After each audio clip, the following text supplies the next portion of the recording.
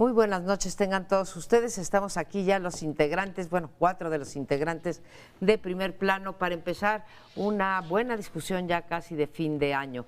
Yo les quiero proponer a mis amigos y esperemos que les interese a todos ustedes el tema de la educación. La educación, ¿por qué? Porque es uno de los principales problemas que percibe el mexicano, pero también porque si uno se fija a nivel mundial, el tema de la educación es un tema central para todo, para la desigualdad, para la productividad, para la competitividad, para las oportunidades que pueden tener los niños cuando llegan al mercado de trabajo. Y pues la semana pasada tuvimos malas noticias de este organismo internacional PISA o esta prueba internacional PISA que ya viene midiendo desde el año 2000 cuál es el desempeño de muchos países de América Latina, América del Norte, Europa, Asia, etcétera, y que va midiendo cuáles son las competencias de nuestros muchachos, de los muchachos de cada país, fundamentalmente en 3 áreas: matemáticas, lenguaje y ciencias.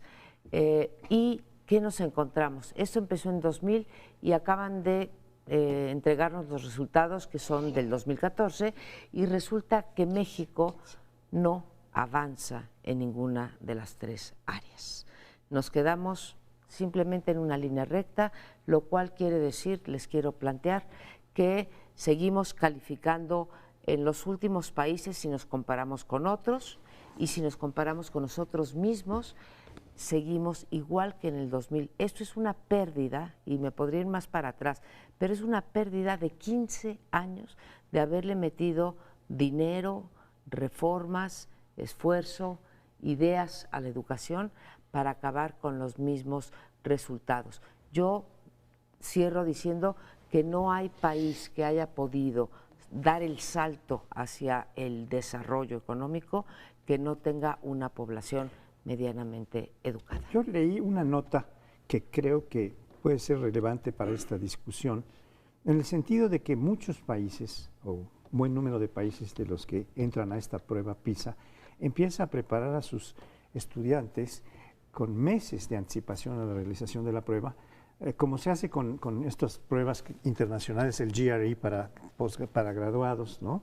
Que ya vienen las preguntas, las respuestas, y los van entrenando, cosa que de ninguna manera se hace en México, lo cual casi garantiza pues, que esos países que preparan a sus niños o a sus jóvenes para hacer la prueba, para tener las respuestas, la agilidad, pues tengan una calificación mayor. Esto no es para disculpar el sistema educativo mexicano, que es verdaderamente malo, que es de una calidad bajísima, que está burocratizado, que está súper consentido en términos de el gremio magisterial al que se le paga y sobre todo a la burocracia de este gremio, pero que no se encarga de los niños adecuadamente. Yo creo que va mucho más allá. Permítame nada más hacer un recordatorio.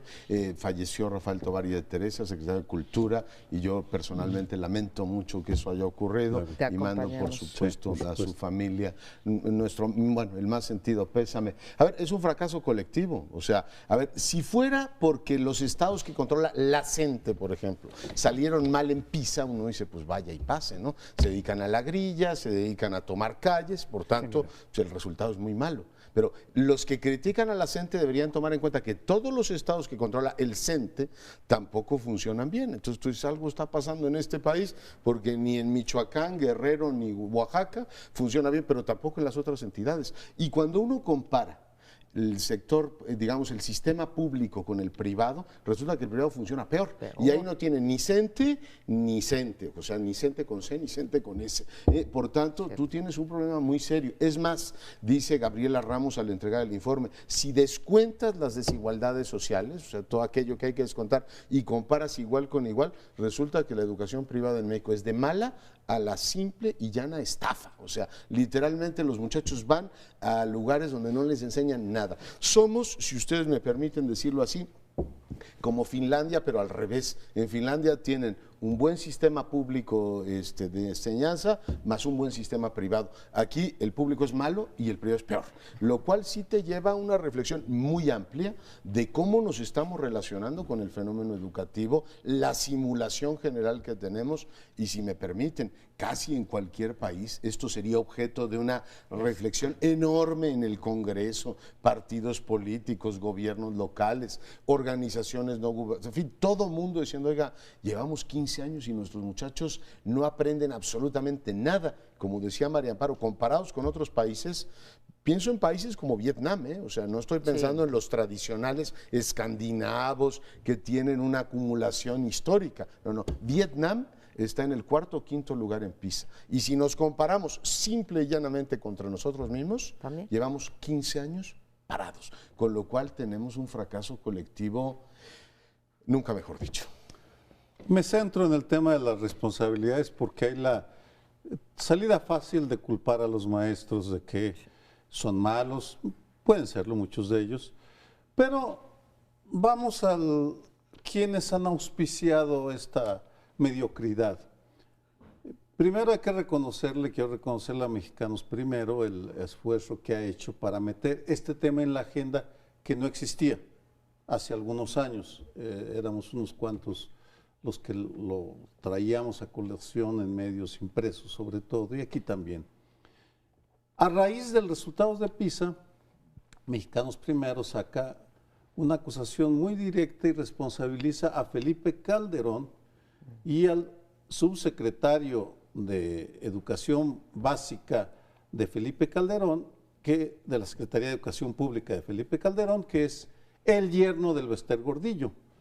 Y responsabiliza directamente Fernando González Yáñez, los responsabiliza directamente, e inmediatamente sale Felipe Calderón de su silencio autoimpuesto, y sale también Fernando González a decir a justificarse.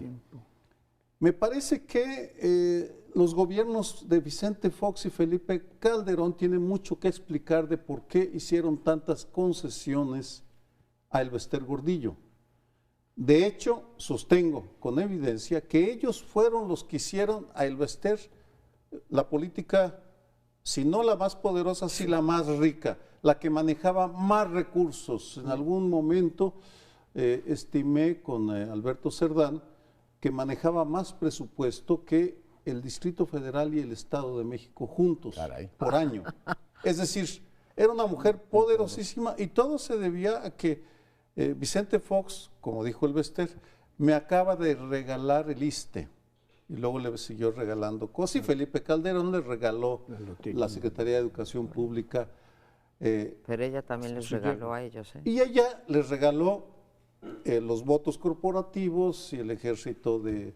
Es decir, creo que estamos en un desastre y que es indispensable y menester repartir muy bien las responsabilidades si es que queremos salir del hoyo en que nos encontramos, porque justificarse culpando a los demás es muy sencillo, pero no nos conduce a ningún lado. Yo quisiera poner dos temas en la mesa. Uno, subraya, estando de acuerdo, Sergio, contigo y lo que has dicho del Bester y los dos gobiernos panistas, a mí me gusta esto que está haciendo Leonardo Curcio, que es subrayar que esto es un fracaso colectivo, ¿sí? De claro. Unas dimensiones. Y porque ya tocaste tú esa parte política impecablemente, Sergio, no tengo nada que agregar, pero vamos a ver el colectivo. ¿Qué quiere decir? El colectivo quiere decir que los padres de familia se han involucrado poco. Hasta hace, digamos, un año nosotros decíamos aquí con cifras en la mano que el 64% de los padres de familia estaban contentos, estaban satisfechos con el desempeño escolar y con la educación que recibían sus hijos, ¿sí? Vamos a los maestros. Los maestros tienen, yo concuerdo contigo, hay maestros ejemplares, hay otros que no lo son, y hay un gran bloque de maestros, digamos, en la mediocridad, que seguramente tienen un 5 de calificación, entonces alcanzan eso para estar frente al aula, pero no hay ningún esfuerzo de parte de ellos. Cuarto, están los incentivos muy mal alineados. Tocaba hace un ratito Finlandia y no lo quiero tocar para decir, oye, nos podemos comparar con Finlandia. Lo quiero tocar porque he estudiado el caso de Finlandia y la idea de poner en el centro de la educación la valoración del maestro, ¿sí? Y la exigencia al maestro. Tú no puedes ni siquiera solicitar ser maestro si no tienes un título universitario. Entonces son los incentivos salariales, pero también de actitudes y valores sociales, gracias Pauli, sociales de reconocimiento a esto. Y finalmente el gobierno y los gobiernos que llevan una parte, digamos, de responsabilidad grandísima, porque en este país la educación supuestamente es pública, aparte de laica y gratuita, es pública. Y no son 15 años los perdidos, son quizá 30 años los perdidos, porque lo que pasa es que es el 90% pública, bueno, y hay un 10% pero privada. Pues ya nos dijo Leonardo ya cómo con está. Con esta conclusión de que es peor todavía la privada que la pública, no tenemos siquiera la justificación que en otros países dicen, bueno, tenemos una educación privada que es elitaria, que tiene otras condicionantes, pero es buena. Aquí ni siquiera eso, o sea, esto que dice Leonardo de que es un fraude es terrible. Estamos en un tiempo de lamentaciones, aunque se supone que es un tiempo prenavideño. Pero es que además de la lamentación de Tovar y de Teresa, yo creo que debemos lamentarnos de que una institución como la educativa, que es donde debíamos poner todos, no solo el gobierno, ¿no?, las organizaciones sociales, los padres de familia, los maestros, lo mejor de nosotros, para darle a nuestros hijos esto que es un patrimonio que no les puede expropiar nadie, porque algún otro patrimonio se pierde, se expropia, etcétera, pero el de la educación que queda en cada uno es algo que es terrible, porque es un fracaso que va a repercutir por muchos años. Yo no le quito un milímetro a las responsabilidades y deben ser asignadas. El problema es cuando cada una de las partes te sale peor. O sea, si la educación controlada por estos sectores fuera mala y tuvieras una educación de élite maravillosa, dirías, este México que tiene tantas desigualdades, resulta que tiene una educación privada extraordinaria y una pública pésima. No, aquí el problema es que es pésima la privada. Tenemos entre las universidades que figuran entre las 500 mejores del mundo, una pública. El resto son universidades que, digo, en el mejor de los casos atienden como prepas, en el peor de los casos son patito. O sea, verdaderamente una estafa. Y ahí creo que vamos a un punto que es bastante incómodo. Es decir, tú tienes una sociedad civil que no ha puesto el mérito de sus estudiantes y de sus hijos en el centro de sus preocupaciones. De otra manera, no me explico que padres acomodados o de clases medias urbanas no estén exigiendo mayor calidad educativa en sus niños. Y la segunda, como ha dicho Ricardo Rafael, creo que es una explicación muy válida. Cuando el elevador de movilidad social no viene por la educación, es bastante inútil que tú estés quemando las pestañas aprendiendo raíces cuadradas. Entonces usted no se preocupe. De todas maneras, usted va a ascender en la vida por los amigos y las relaciones que tenga.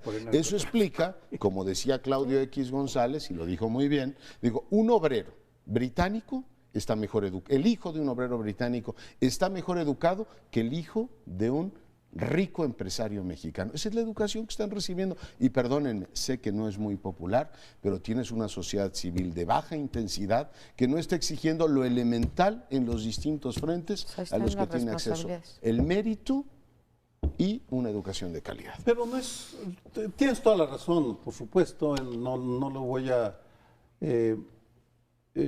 no me voy a inconformar con eso, sino que son las élites políticas las que se empeñan en perpetuar esa educación de baja calidad. Lo hacen de manera interesada, por supuesto, porque prefieren una sociedad desorganizada, porque puede ser consciente la sociedad mexicana es consciente, pero no está organizada. Ese es su verdadero drama.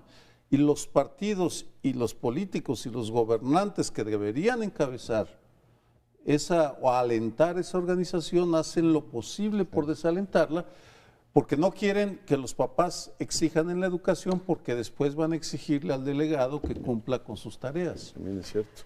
Bueno, pues qué drama cerrar así, con estas calificaciones en lo más importante que es para cualquier país, que es la educación, porque aquí mantenerse en la misma línea es retroceder.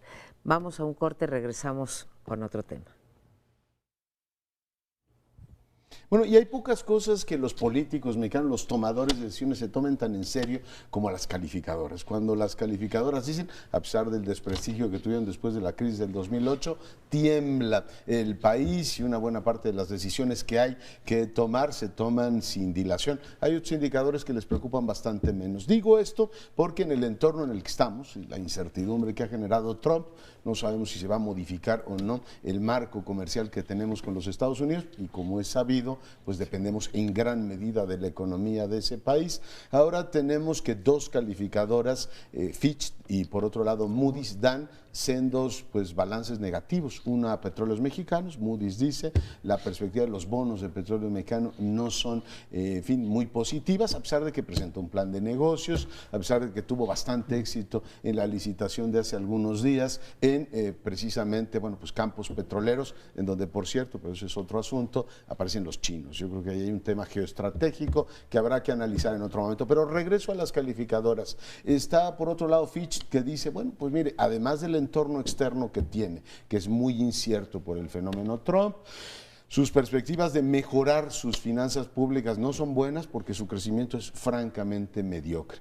Cuando lo comparo, dice la calificadora, con los países de su entorno, los que tienen más o menos esa calificación, su crecimiento es pues 1,5 puntos por debajo. Es decir, estamos creciendo como una economía madura cuando somos una economía inmadura, lo cual es absolutamente terrible. Pero bueno, segundo llamado de las calificadoras, ¿cómo lo ven? Pues preocupantísimo este segundo. No estoy segura y acepto mi ignorancia. ¿Esta medida o esta baja de la calificación fue después de lo de las licitaciones? Pero vaya, ¿midió antes o después de las licitaciones? Es lo que te quería preguntar. El viernes la dieron a conocer, sí. Porque realmente sí habría que decir, yo tuve la oportunidad de platicar con algunos directivos, incluso de petroleras, de compañías petroleras que perdieron, y decían que había sido un ejemplo mundial, ¿sí?, de transparencia en la licitación, y cosa que me dio mucho gusto. Y bueno, se anunciaron 41,000 millones de dólares en inversiones, ¿no? Entonces, yo sé que estos 41,000 millones son a lo largo de 10 años y que no veremos los frutos de esto petrolero, pero nos choca esta buena noticia, de las pocas buenas noticias que hemos recibido este año, con lo que nos levantamos ahora del viernes de las calificadoras. Ahora, las calificadoras, cuando ponen ahí en sus notas metodológicas y los criterios, ponen lo que menciona ya Leonardo Curcio y ponen otras otros variables que toman ellos en cuenta para bajar o subir las calificaciones. Y no nos damos cuenta, pero ya creo que me puedo equivocar, pero por 12 o 13 ocasión consecutiva, corrupción, falta de Estado de Derecho, ilegalidad, ¿sí?, siguen pesando en la calificación que les dan estas calificadoras a México. Y si bien no podemos manejar nosotros que si se cayó el precio del petróleo y por lo tanto tuvimos que ajustar el crecimiento, o el crecimiento de Estados Unidos baja y entonces baja el nuestro, factores externos, lo que sí podemos afectar son las variables que dependen de los factores internos, y creo que en eso no lo estamos haciendo. No me da gusto la baja en la calificación, pero deberíamos empezar por preguntarnos si lo merecemos o no. María Amparo, lo que sé es que nunca la mediocridad de un gobierno había sido tantas veces y tan bien documentada como el caso de este gobierno de Enrique Peña Nieto. No son solo las calificadoras, sino que ha sido una oleada de opiniones críticas que vienen de todos lados, y lo más notable es la reacción que tienen las autoridades financieras. Carstens ya se va y se quedó callado, no dijo ni media palabra. Meade, el secretario de Hacienda, mandó a una subsecretaria a decir que no, que de ninguna manera, que todas las variables están controladas y que eso va a ser superado. Descalifican la crítica y ante la evidencia en números, no hace nada para corregirla. Vamos, corrupción, que es algo más cercano, yo no soy economista, aunque intento seguir los temas. Ochoa da una entrevista que el país, por razones a veces que me sorprende, le da primera plana. Vamos, en la cual anuncia que la corrupción es el nuevo dogma del Partido Revolucionario Institucional. El combate ¿no? Al combate a la corrupción. Bueno, sí, se entiende, por supuesto. No, el otro dogma está comprobado patentemente. Siempre han combatido la corrupción. Y al día siguiente viene Humberto Moreira en Coahuila y avisa que ya habló con la presidenta de su partido, el PRI, en Coahuila para ser candidato a diputado local. Es decir, y no hay ninguna reacción de Ochoa, el líder priista, a esa declaración. Tampoco hay reacción cuando se sabe que César Duarte fue tan ladrón, o al parecer, en monto cuando menos, o más, si acaso, que el veracruzano. Me resulta inconcebible esa ceguera porque luego cuando vienen las críticas se sorprenden y dicen todo es un problema de percepción y mala imagen. Y son ahí está los críticos como Leonardo Curcio, María Amparo Casar, Paoli Bolio y su servidor y el de la voz. Y el servilleta. Vamos, cuánto infantilismo alberga esta clase política tan frívola. Indolente. Pues ya ustedes dijeron, creo, lo más relevante en relación con este asunto de las calificadoras, pero me parece que una información complementaria que habría que tener es las repercusiones que va a tener en aumento, por ejemplo, de las gasolinas, que está anunciado para enero un 20%. Y es que de aumento. Sí. Reducción del mercado es gravísimo, porque muchas cosas se transportan y se usa gasolina para transportarlas. Pero la otra cuestión es que el aumento del dólar, la paridad está mal, está más de 20 pesos por dólar, y todos los ingredientes que vienen de Estados Unidos, incluso de las exportaciones, que es un 40% de elementos que se incorporan a lo que producimos en México y exportamos, vienen de Estados Unidos. Eso viene en dólares. Pues viene un aumento terrible.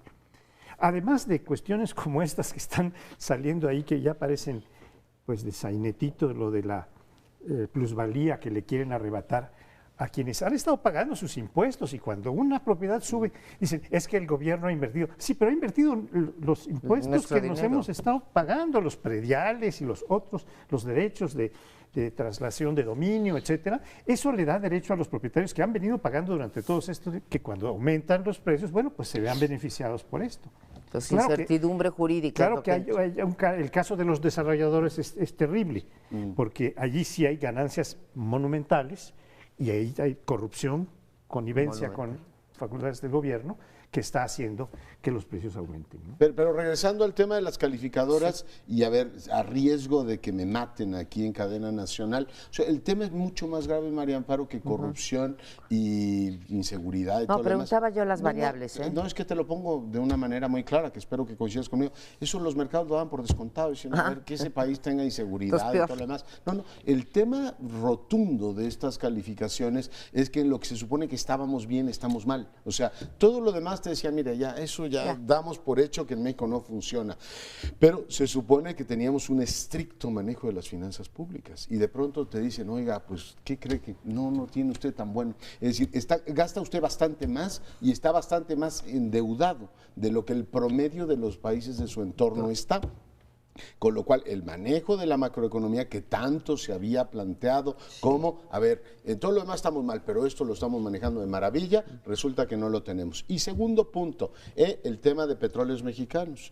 Nos habían dicho que se reformaba para ser empresa productiva del Estado y resulta que le han metido dinero público, han hecho el plan de negocios, han hecho esto que tú decías de la ronda, que sí fue muy exitosa, y te dicen, pues ¿sabe qué? El paciente sigue sin dar. O sea, ¿de qué tamaño es el agujero que después de todo eso te dicen, pues no es suficiente y sus finanzas públicas tampoco están muy bien, a pesar de que hemos tenido un incremento, se lo recuerdo, de 5 puntos de recaudación. O sea, este gobierno ha sido muy eficaz recaudando y sin embargo te dicen, le metí 2 litros de transfusión y el paciente no cede. O sea, no está dando resultado aquello en lo que se supone que estábamos bien. Por eso aislaban los asuntos y me pueden matar si quieren. Pero así veo las cosas. Bueno, voy a decir algo para que seamos dos los que vayamos agarrados de la mano al paredón. Yo también lamento la muerte de Rafael Tovar y de Teresa, pero esos gestos de sátrapa oriental de Enrique Peña Nieto de enviar un avión presidencial a traerlo del extranjero me parecen absolutamente incorrectos, desde la perspectiva de un país con finanzas endebles. No es correcto, tiene que haber un mayor control del gasto de la clase política que se despachan con la cuchara grande. Y sé que no es políticamente correcto, pero me parece que hay otras formas de trasladar a los enfermos y no enviar todo un avión de presidencia para traer. Es el costo. Te tocabas, estoy de acuerdo contigo y ya somos 3 al paredón, ¿te quieres unir? No, No, él es yucateco. Él no, ok. Tomamos ahí hay 3 paredón lindo, estamos más cerca de Cuba. Tocas, bien tocado, esta parte que llevamos vendiendo, afortunadamente, desde Zedillo, desde 1997, el intermedio de Zedillo, sí, que tenemos las finanzas en orden en este país, digamos, todo lo que serían las variables macroeconómicas, ¿no? Inflación, deuda, déficit, etcétera.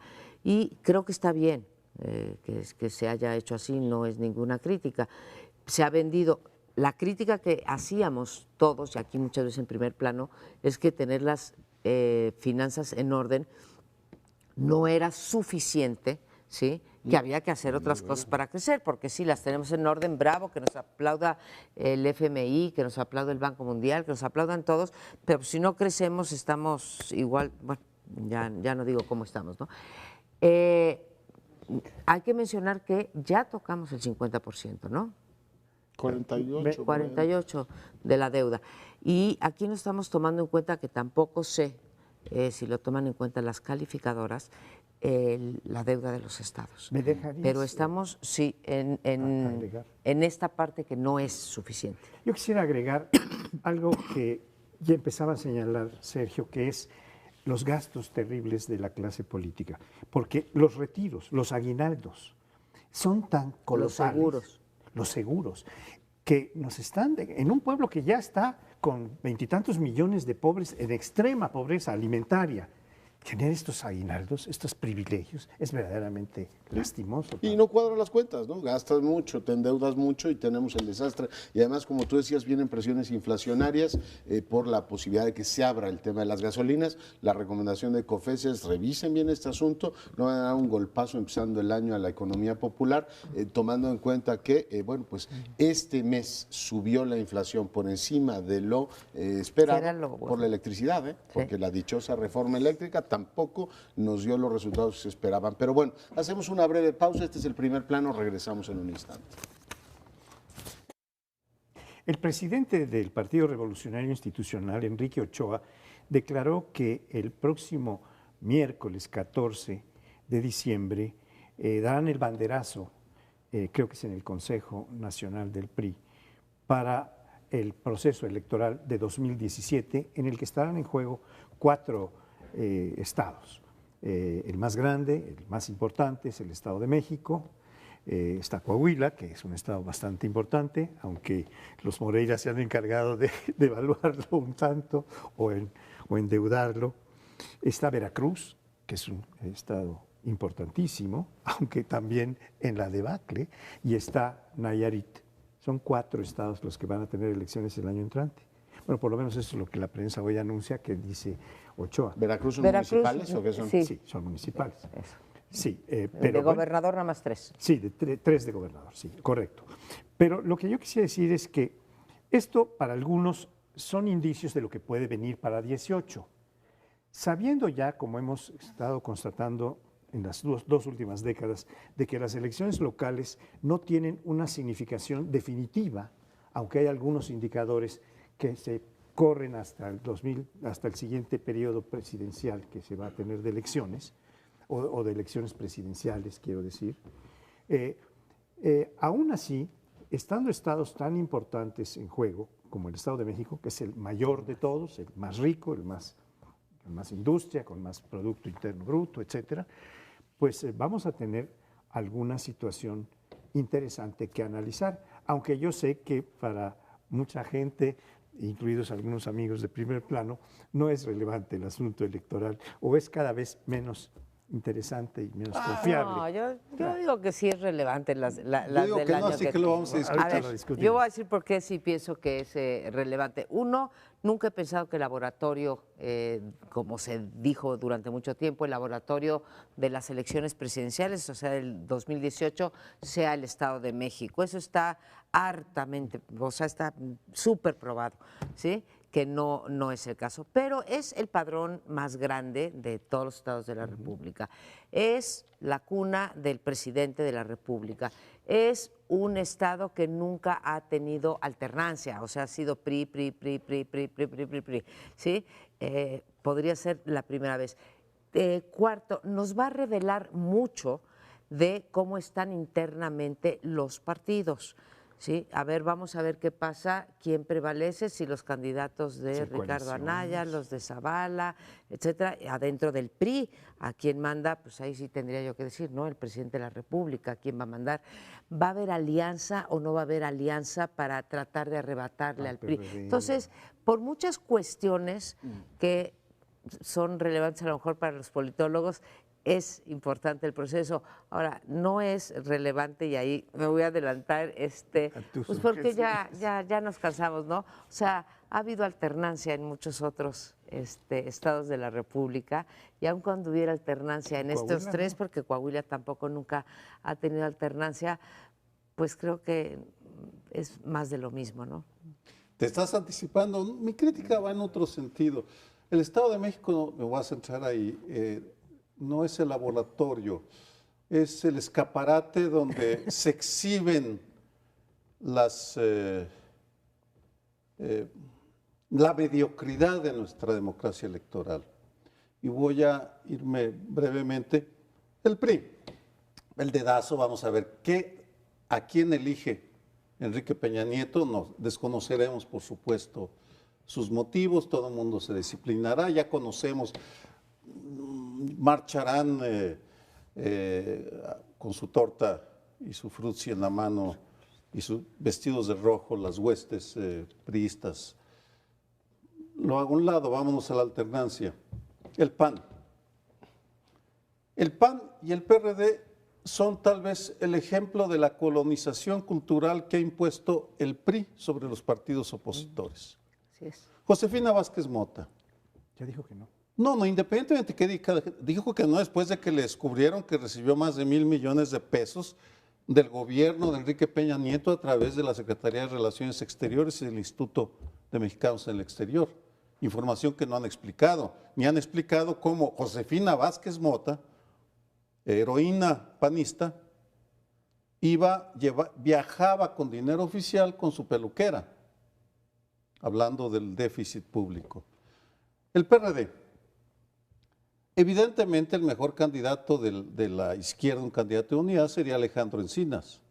Y Alejandro Encinas simplemente dice que no, porque seguramente pues ya huele la debacle. Y en ese contexto, la unidad PRD-PAN, ¿qué representa? Representa realmente nada. Morena lo pongo aparte porque pues, a lo mejor demuestra algo, pero termino con la autoridad electoral, que en el Estado de México está volviendo a demostrar su irrelevancia. ¿La estatal o la federal? Bueno, es que ya ahora el INE controla todo, perdóname, sí. Sale noticia el último mes del acarreo, está todo lo que da, y Rosario Robles ya tiene su residencia en el Valle de Chalco por ahí, porque se la pasa con los pobres dando donativos. Y el INE no hace ninguna investigación y guarda silencio, demostrando que son los administradores del burdel en que se ha convertido la democracia mexicana, irrelevantes, totalmente irrelevantes. Wow. En consecuencia, Por eso es que digo que las elecciones para mí están siendo irrelevantes porque no representan cambio, no representan alternancia. Sí, ciertamente hay muchos patrones repetidos, interpretativos y prácticos. En primer lugar, un PRI que hace todo lo posible porque no haya coalición opositora y en la realidad pues no la habrá. Era la única posibilidad de que hubiera o entraran, por lo menos en las encuestas preelectorales, esa zona de competencia. Tal cosa no se va a dar y además ha operado dentro de los partidos. Bautista, por ejemplo, un distinguido miembro del PRD o un miembro del PRD, quito lo de distinguido, hace campaña diciendo no debemos ir en alianza opositora. Y uno dice, bueno, ¿de qué lado está usted? Claramente parece que obedece a eso. El PAN lo tienes absolutamente fragmentado y Morena, exactamente igual que López Obrador hace 6 años, dijo, no hay alianza opositora. Cuando le plantearon, a ver, vamos con un frente de izquierda, incorporar al PAN, dijo, estas son inmorales e injustas esas alianzas. Por tanto, tienes más o menos los mismos parámetros que hace 6 años. Pocas novedades en el Estado de México y el PRI pues sabe que si va solo su posibilidad de ganar es mucho más amplia. Veo algunos datos interesantes que también se repitieron hace 6 años, ahora digamos con más proteínas, que es la asociación presidencial del 18. O sea, para Erubiel, la relación dentro del grupo priista, o sea, Erubiel Ávila, Enrique Peña Nieto, tiene que encontrar un punto, digamos, de continuidad. Erubiel es, después de Osorio Chong, el priista mejor evaluado. Entonces, supongo que no solamente será el candidato que decida Peña Nieto, aunque en última instancia él tiene la palabra, pero vamos a ver cómo se va consensuando con el priismo local quién es su candidato. Creo que ahí hay un interés. El tercer elemento es que, pues como ocurre siempre en las reuniones del PRI, lo más interesante no es lo que dicen, sino lo que van a hacer. Y hay 2 elementos que pongo sobre la mesa que tienen, digamos, picantito. Uno es la posibilidad de que Moreira vuelva ahora como diputado local, después de todos los escándalos, haber estado detenido en España y las declaraciones que hizo el presidente nacional del PRI al país, decir, bueno, sí vamos a luchar contra la corrupción, pero el señor va a ser nuestro diputado en Coahuila, lo cual no tiene pérdida. Y la segunda es la posibilidad de que abran en esta sesión el que el PRI se abra en este ánimo, dicen ellos, de encontrar liderazgos en la sociedad, a que su próximo candidato a la presidencia de la República sea un no miembro de partido político, con lo cual se abriría efectivamente la posibilidad, como en su momento el tema de los candados, pero es la especulación más picantita, todo lo demás es como formalismo. ¿Es una primicia lo que nos estás dando? Una primicia, hoy lo escribe Riva Palacio y claramente dice, a ver, está columbrando. Si el tema está ahí, pues se abriría la posibilidad de que la baraja se ampliara un poco más en los elementos accesorios. Por lo demás, bueno, hay una especulación que ha corrido en el sentido de que si el PRI vuelve a ganar, Erubiel puede ser uno de los candidatos presidenciales más destacados para el 18. Puede ser. Porque, bueno, es un éxito enorme si esto lo logra, después de todo el desprestigio que ha venido, de la caída de la economía, etcétera. El gobernador más evaluado, perdónenme, porque vi una evaluación, es el gobernador de Yucatán, por cierto. ¿Es el mejor evaluado? El mejor evaluado del PRI. No el priista, como tú dijiste, el priista mejor evaluado. Como candidato después de Osorio, ¿no? de Osorio. Es Erubiel, pero el mejor evaluado como gobernador es el gobernador de Yucatán. Bueno, quiero decir que esta especulación tendría que considerar qué pasa con las posibles coaliciones. Están en duda. Claro, López Obrador desde hace mucho tiempo dijo no hay coalición, pero está presente la idea de hacer una coalición entre PAN y PRD, que no apoyan todos. El dueño del PRD, que es Bautista en el Estado de México, dice que no. Entonces es probable que no. También, por otro lado, Encinas, como ya nos decía Sergio, ha dicho no. Yo no voy, con el PAN no voy ni a la esquina. Pero Encinas era Morena, ¿no? Sí. Entonces, el asunto está interesante por lo del candidato independiente, por lo de las posibles coaliciones, por la actuación que pueda tener Morena. En fin, hay varias. Yo no le diría, yo no le llamaría interesante. Sí, bueno, está bien, si no tienes nada que hacer y estás aburrido, pues sí, va a especular. Y a ver, ¿quién quieres que te robe o que te la administre el gobierno durante el próximo sexenio? No, pues fulano de tal. ¿Del estado más rico de la República? Bueno, sí, lo que sea, pero el hecho es que las elecciones como mecanismo de renovación, de cambio, de generar esperanza, no sirven para eso en este momento. Puede ser que así cambie. abrí, sí estábamos de acuerdo, Sergio. No, sí, al final estuvimos de Pues acuerdo sí, que son... las alternancias, es terrible, pero es que nos estamos riendo, pero sí es terrible que las alternancias en ninguno de los estados hayan hecho alguna Que diferencia. funcione.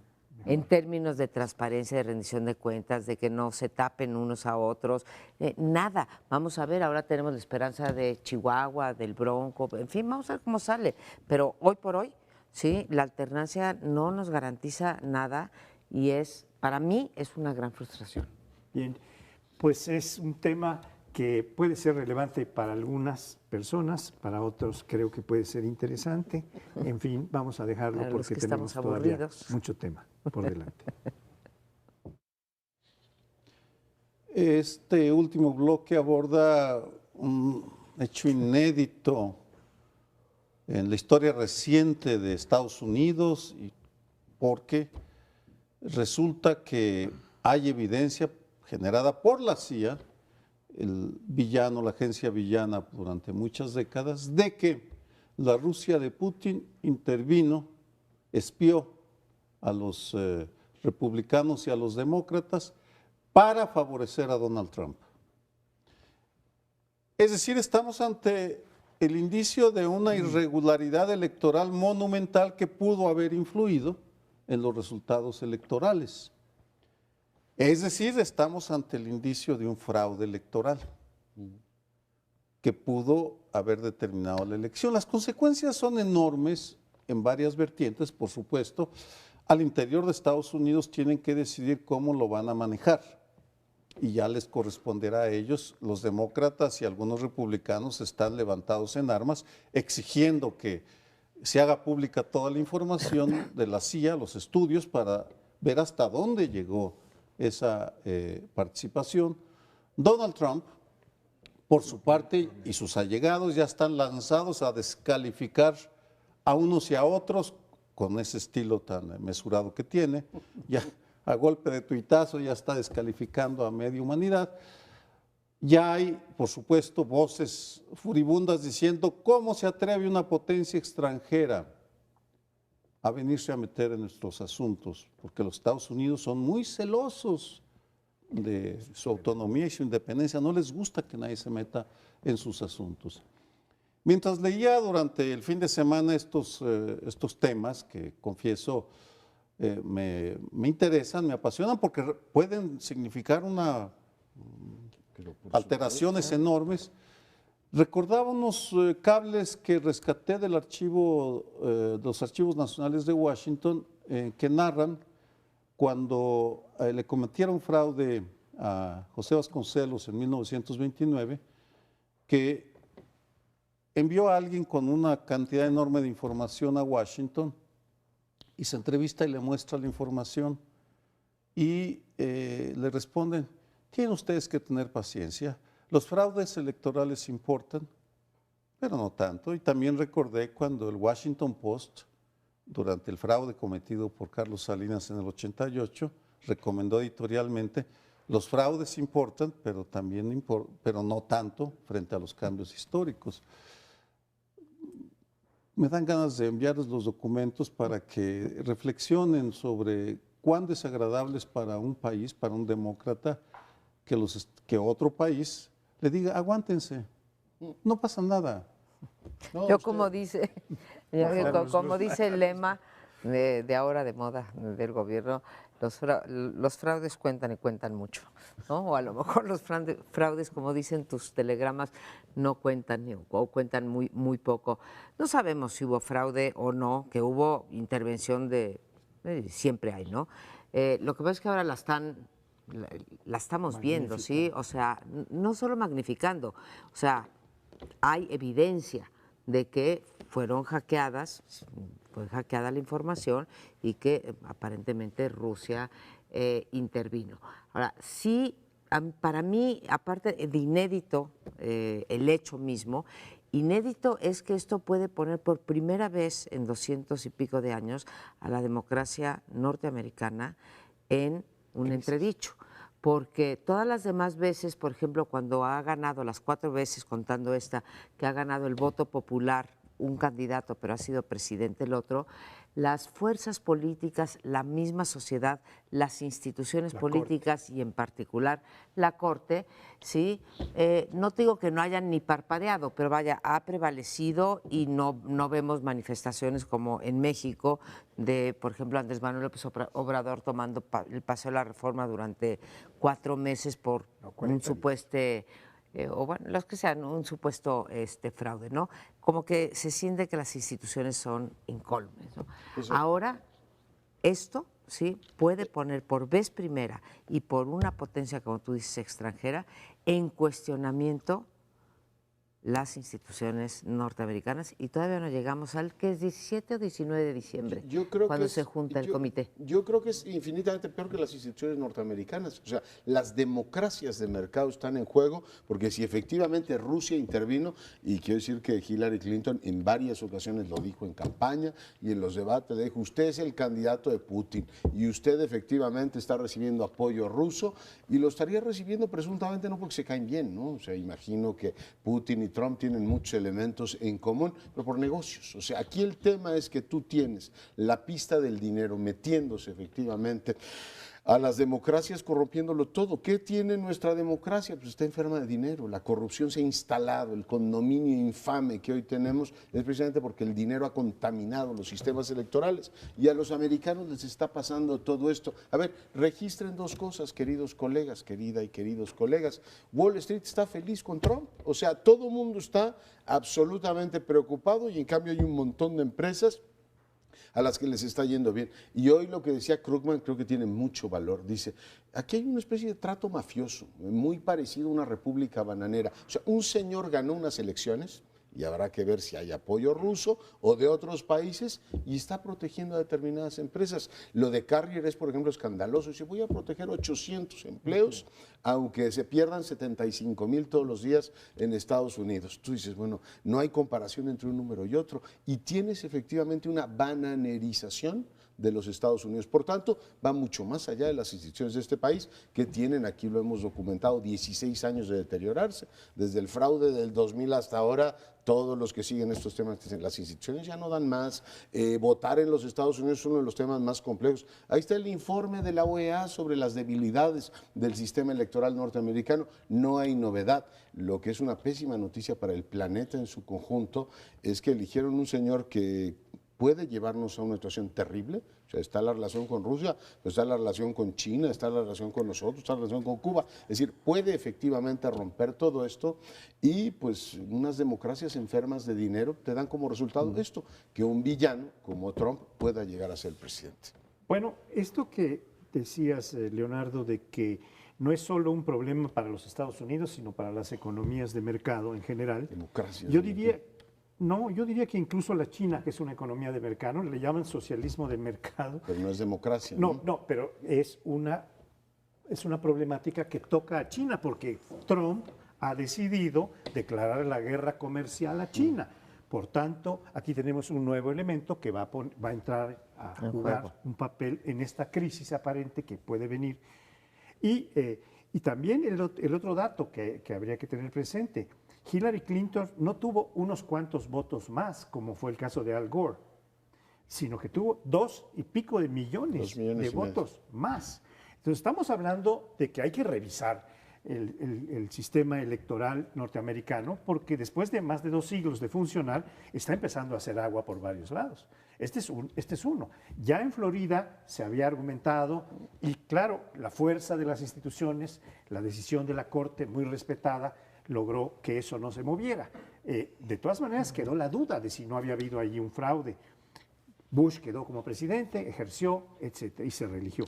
Pero aquí tenemos la presencia de una circunstancia como la de la economía china, que es la segunda economía del mundo, la primera potencia comercial, que también va a intervenir en este tema. Hay un aspecto en la historia de Estados Unidos.